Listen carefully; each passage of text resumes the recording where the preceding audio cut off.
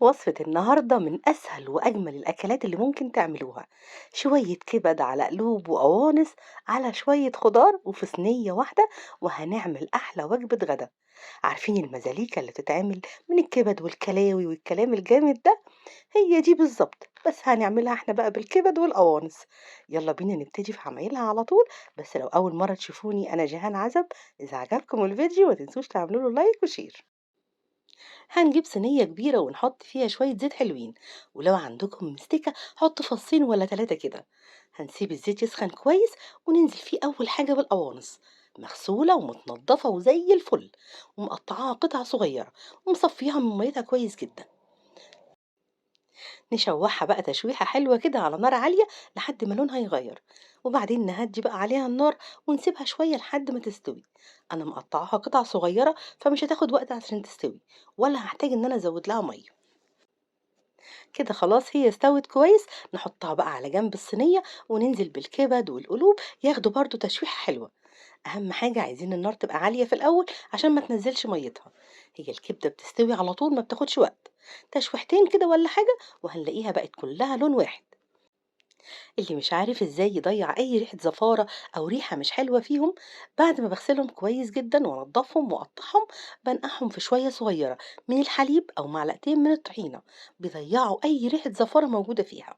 10 دقايق كده ولا حاجة، وبعدين احطهم في مصفى يتصفوا كويس جدا واستعملهم على طول. كده خلاص الكبدة اتشوحت كويس. نقلبها بقى مع القوانص كله يتشوح مع بعضه، ونتأكد ان كل حاجة فيهم استوت. نركنهم برضو على جنب الصينية، ونحط بقى شوية حلوين من البصل. قطعتهم مكعبات كبيرة شوية عشان يبقوا باينين. ممكن طبعا تقطعوهم شرايح رفيعة أو تفرموهم زي ما تحبوا.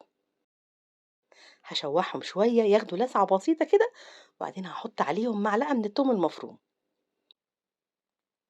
نشوح بقى التوم مع البصل شوية كده لحد ما نلاقي ريحة التوم الحلوة دي طلعت.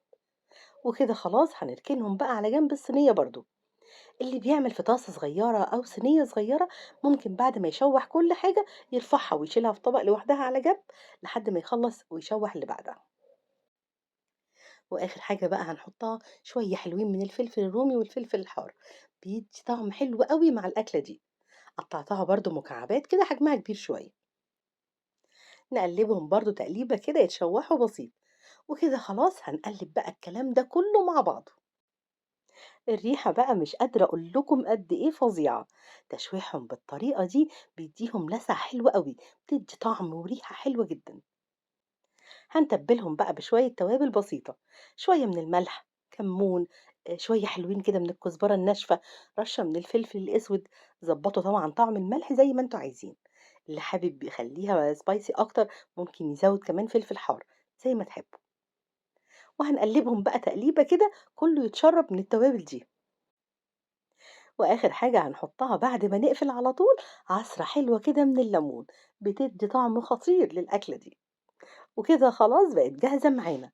عيش بلدي بقى وذوقوا أحلى طعم. جربوها هتعجبكم جدا. بألف هنا على قلوبكم مقدما. إذا عجبكم الفيديو اعملوا له لايك وشير، وما تنسوش تفعلوا زر الجرس عشان يوصل لكم إشعار بأي فيديو جديد هنزله. وأشوفكم على خير.